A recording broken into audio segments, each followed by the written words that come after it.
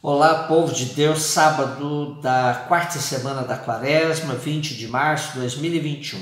A nossa reflexão de hoje é a partir de Jeremias 11, 18 a 20 e de João 7, 40 a 53.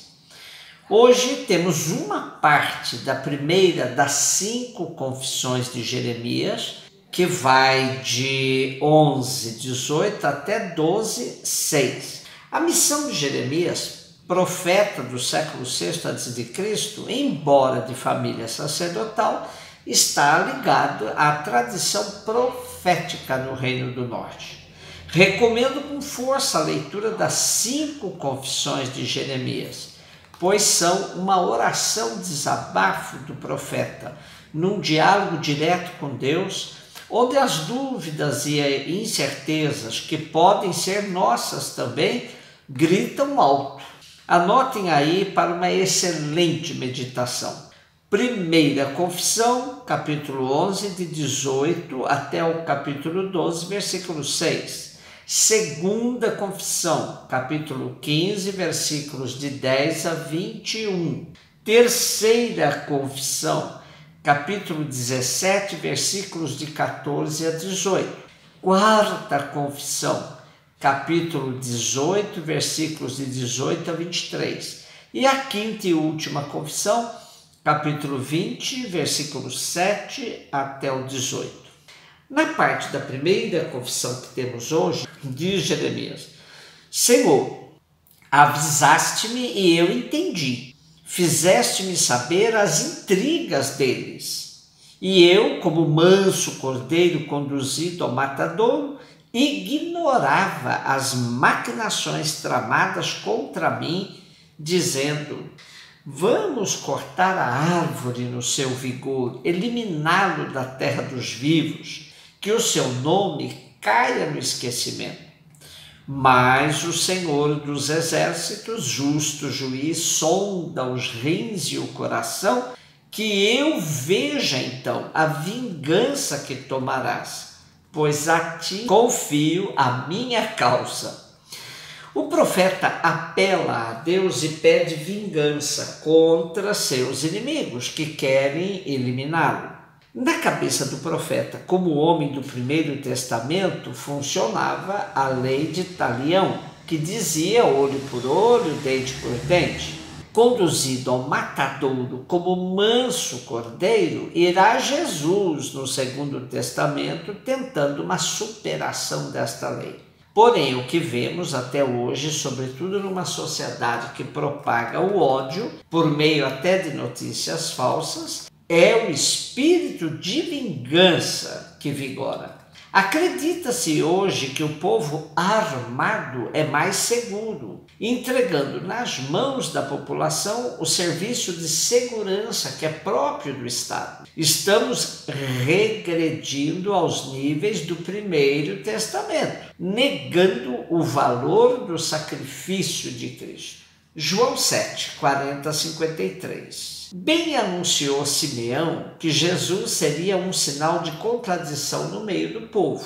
Hoje vemos no relato de João a controvérsia sobre Jesus estava escancarada. Depois de Jesus, no último dia da festa dos judeus, dizer em alta voz: quem tem sede, venha a mim, e aquele que acreditar em mim será saciado. Do meio da multidão de pessoas que escutaram estas palavras, dizia-se: ele é realmente o profeta. Diziam outros: é o Messias. Outros, porém, replicavam: mas pode lá ser que o Messias venha da Galileia? Não diz a Escritura que o Messias vem da descendência de Davi e da cidade de Belém, de onde era Davi? Desse modo estabeleceu-se uma divisão entre a multidão por causa de Jesus. Mateus elimina esse último preconceito dizendo que Jesus nasceu em Belém. E Lucas faz um arranjo com um censo fora do tempo que leva José e Maria a se alistarem em Belém, ocasião para o nascimento de Jesus.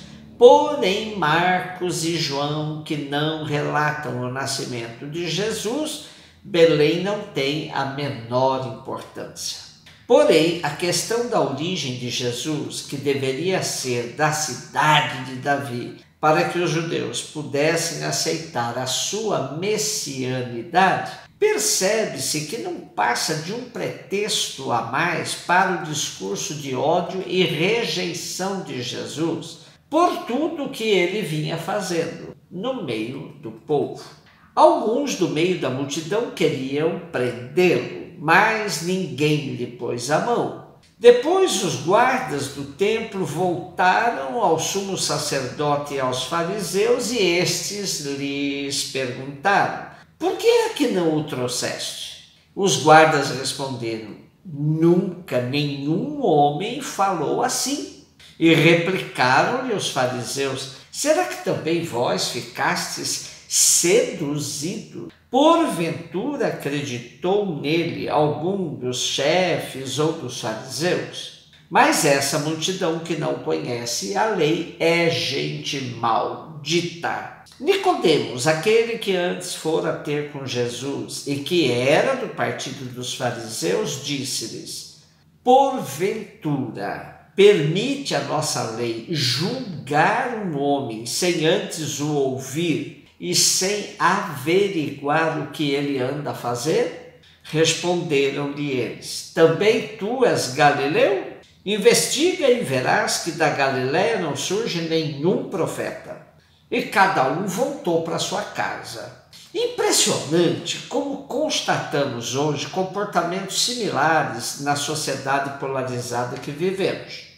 Se tentamos conversar e contextualizar sobre o porquê de uma menina pobre que praticou o aborto, logo aparece os que nos acusarão dizendo: você também defende o aborto?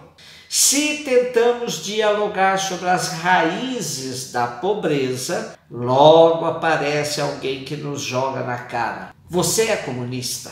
Se você diz que os pares do mesmo sexo precisam ter seus direitos civis garantidos, logo alguém nos diz: você defende casamento gay. Se você, ao invés de dizer opção sexual, diz que o que há é orientação sexual, logo alguém lhe diz: você é partidário da ideologia de gênero. Estamos chegando a um nível de intolerância que o diálogo parece ser coisa de gente de esquerda. Os preconceitos vão se avolumando e querendo justificar uma sociedade alicerçada no ódio, na aversão a todos os que pensam e se expressam diferente de sua maneira de ver e entender a história.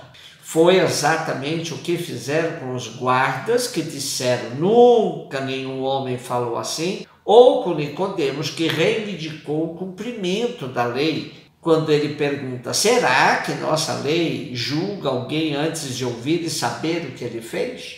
Isso bastou para os defensores da lei e da moral acusarem os guardas e Nicodemos de terem aderido aos ensinamentos de Jesus. Todos os preconceitos de hoje, o racismo, a misoginia, a xenofobia, a homofobia, a fobia a muçulmanos, cristãos, judeus ou povos de qualquer religião, na verdade têm um denominador comum que a professora espanhola Adela Cortina chamou de aporofobia. Trata-se de um neologismo para dar nome à aversão que as sociedades têm em relação aos pobres. A aporofobia é isso, é a aversão aos pobres. Esse é o grande preconceito. Não foi à toa que Jesus, desde o seu nascimento e durante toda a sua vida, se identificou com os pobres, com os últimos, pois ele percebeu que esse era o maior de todos os preconceitos. Sofreu na pele, não somente por ser um galileu, um nazareno, mas sobretudo por ser filho de um carpinteiro e não ter onde reclinar a cabeça. Na dúvida, Fica do lado do pobre, pois terás a grande chance de ter optado por onde está verdadeiramente Jesus. Um beijo no seu coração.